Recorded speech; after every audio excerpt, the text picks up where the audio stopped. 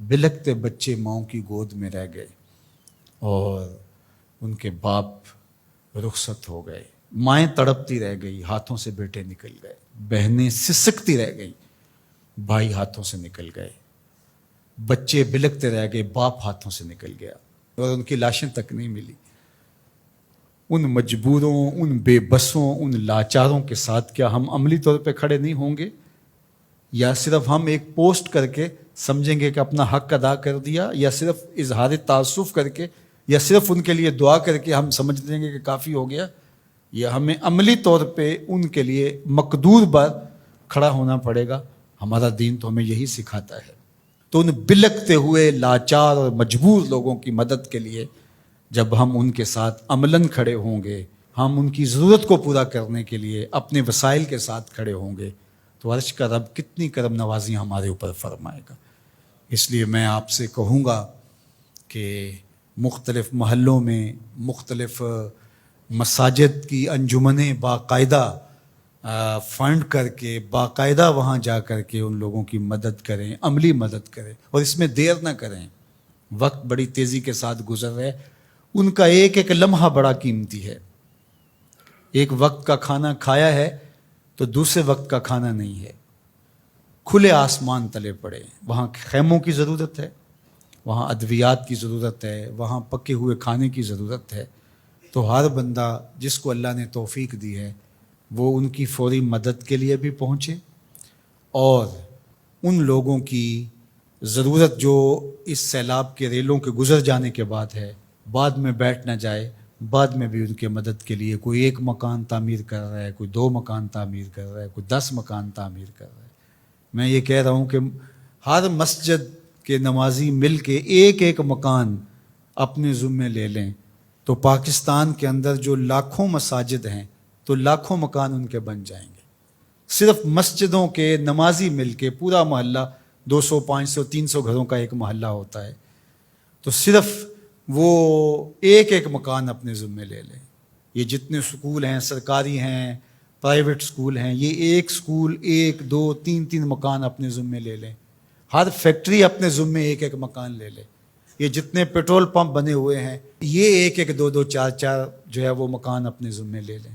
پیران الزام 2 2 4 4 10 10 مکان اپنے ذمے لے لیں۔ ہر آستانہ اپنے ذمے مکانات لے لیں۔ تنظیمات الگ جو کام کر رہی ہیں، اللہ ان کو مزید توفیقات سے نوازے، جن کو توفیق نہیں وہ بھی اس کام میں آگے آئیں۔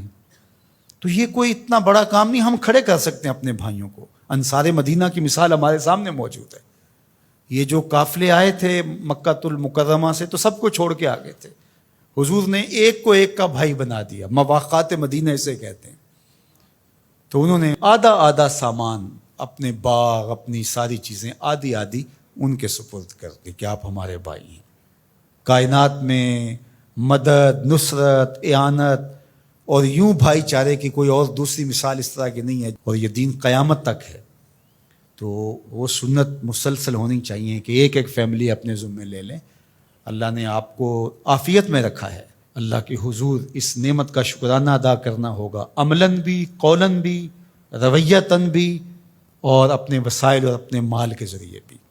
سیاسی لوگ بھی 2-4 ہفتے کے لیے اپنی ساری باہمی مخاصمتیں یہ معطل کر دیں اور ان اپنے بھائیوں کے ساتھ کھڑے ہو جائیں جا کے، اور حکومت وقت بھی ترجیحاً ان کو دیکھے۔ یہ باہر کے دورے، آگے پیچھے یہ جو کچھ ہو رہا ہے، یہ وقت نہیں ہے کچھ کہنے کا، ورنہ وہ کیا کسی نے کہا تھا کہ تمہارے بچے ہمارے ٹیکسوں سے پل رہے ہیں، ہمارے بچوں کو زرد سیلاب کھا گیا، ہمارے بچے پانی میں بہہ گئے،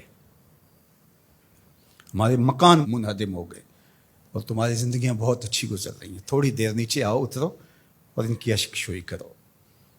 جو بیرونی ممالک سے امداد آئے گی، جو یہاں سے، اس کو منصفانہ طریقے کے ساتھ ان تک پہنچاؤ۔ ایسا نہ ہو کہ گندم کی بوریاں سڑ جائیں اور لوگ بھوک سے مر جائیں۔